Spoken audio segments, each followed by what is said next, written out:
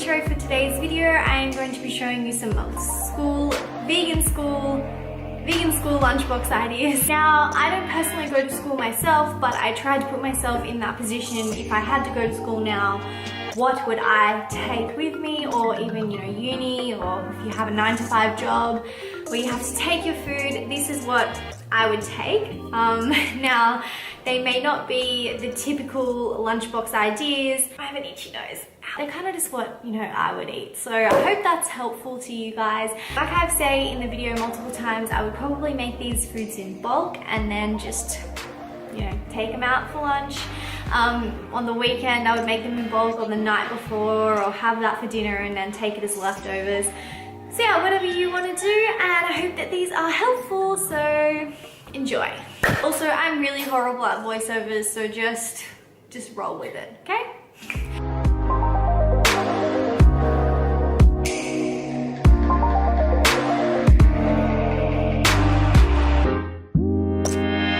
Morning tea, I would definitely recommend taking some fruit with you just because it's so delicious, hydrating, and it's going to keep you satisfied as long as you're eating enough of it. One of my favorite combinations is watermelon and passion fruit, and yeah, it's pretty much just the best combination ever. If you haven't tried it, definitely try it. I also really love oranges because they're so easy, and mixing them in with some mango. Yeah, as long as you're eating enough of this, then you're definitely going to feel satisfied. I would probably have about 2 containers worth for morning tea, or like a whole rock melon, something like that. Just make sure you're eating enough to feel satisfied and feel full after you have your morning tea.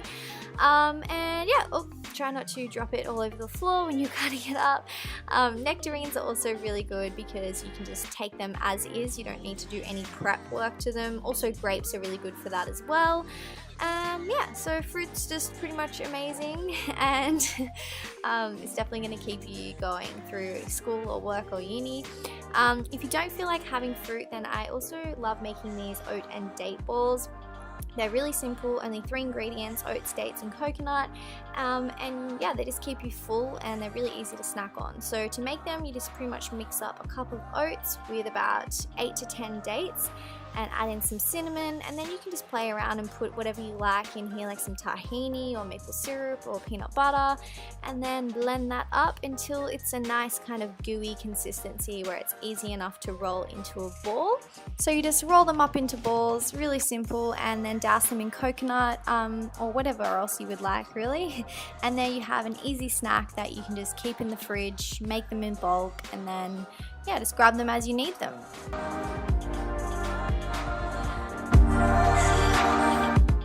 The first lunch recipe is just a cold pasta salad. It is so easy and so delicious. I would definitely recommend boiling the pasta the night before and then just storing it in the fridge and then rehydrating the pasta with some cold water before you make the salad, so it's not all like dry and gross, if that makes sense. Now, this is like a Mediterranean kind of style pasta. I use these amazing roast capsicums I just get from Woolworths. They've got no added oil in them and quite low sodium, so they're just perfect. And also some olives as well. They've got no added oil, and yeah, they're just really great, so I chop some of those up. I also add in some fresh basil, some rocket, and some parsley because herbs are amazing, and then just some cherry tomatoes chopped up, and of course lemon juice and pepper to top. If you want to spice this dish up, you can also add some avocado or some roasted mushrooms, or yeah, be creative. Next one is just a fairly simple salad sandwich. I just put on, all my favorite usual salad toppings, some beetroot, which is awesome, just any bread that you like, some lettuce and some rocket, and then these, which are my new favorite obsession, grilled mushrooms. I just grill them in the oven for like 10 minutes or so, or you can even put them in a pan, and then yeah, putting them on a sandwich just makes it like next level good. And top it with some mustard or some hummus or whatever you like, and yeah, you have yourself a really simple but delicious sandwich, and I would probably like eat 3 or so of these, so just dig in. Here we have my all-time favorite quinoa recipe. It's so simple, but it's just like amazing. Anyway, you need to just cook the quinoa normally in a rice cooker, and then you can pretty much put in whatever vegetables you like. I used corn, red onion, mushrooms, tomatoes, and some spinach and capsicum actually. And yeah, just let that cook up in a pan, quite simple. Once it's done, you can just combine the ingredients, mix it around, and then put in some mirin, which is like this Japanese vinegar, I think. Anyway, it's just really good. I suggest you get some mirin if you don't have any. And of course some tamari and a few sesame seeds. And then you're pretty much just going to top this dish off with some coriander and some avocado. And that's it. You can keep it in the fridge, make it in big batches. Super, super simple. Now, this one my dad used to make me for my school lunches, and it was always one of my favorites, so I thought I would show you guys how to make it. It's just a Lebanese style wrap with two elements, the tabbouleh and the hummus. The tabbouleh, first all you have to do is chop up some parsley and then mix through some cracked wheat. If you don't know how to prepare the cracked wheat, then just Google it, it's really simple. And then yeah, we're gonna add in some chopped tomatoes and some lemon juice, some cracked pepper and some red onion. It's really simple, and I would make this in like a bigger batch and then just keep it in the fridge and pull it out when I go to make the wraps in the morning. For the hummus, we're just going to take a tin of chickpeas, rinse them off, put them in a food processor, add about a teaspoon of tahini, plus put some garlic in there and some lemon juice, quite a bit of lemon juice, like a whole lemon, and some smoked paprika, and of course pepper. And then yeah, just blend that up. If it is a bit dry, then I just add a little bit of water and keep blending. And yeah, it's pretty much perfect. So then we're going to use Lebanese bread, which I highly recommend. It's got no oil in it, it's quite low sodium, really delicious. And then we're going to put on the hummus and the tabbouleh, and I also like to add some sliced cucumber because it's just really refreshing. And yeah, just you can put whatever you like on it, but just to have a play around and see what you like.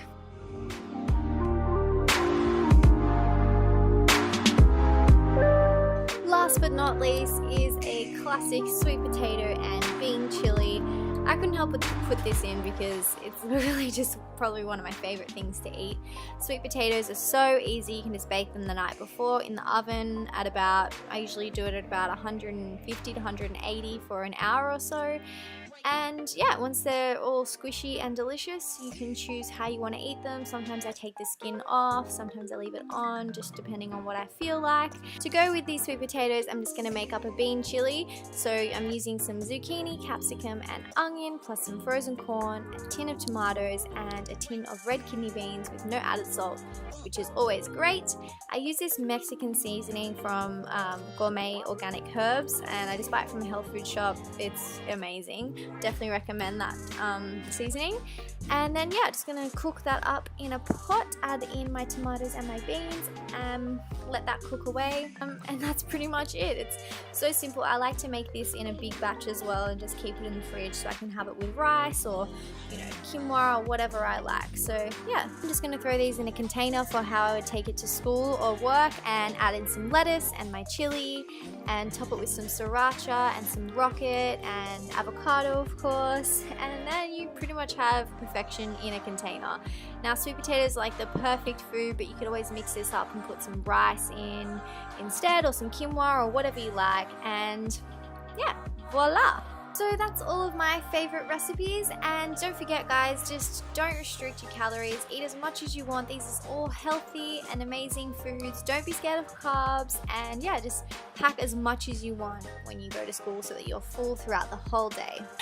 Okay guys, so that is the end of the video. I hope you enjoyed it, and obviously these recipes are more aimed at teenagers in high school, but if you do want more ideas on how to make lunch for younger children or how to help them adapt to a vegan lifestyle, my friend Ellen Fisher makes YouTube videos about that, and she has heaps of information on how to get your kids to eat more veggies and what to pack them for lunch and all that kind of stuff. So I'll link her channel down below. It's called Mango Mama, and yeah, she's really good at that kind of stuff. So I just tried to make recipes that I would take to school.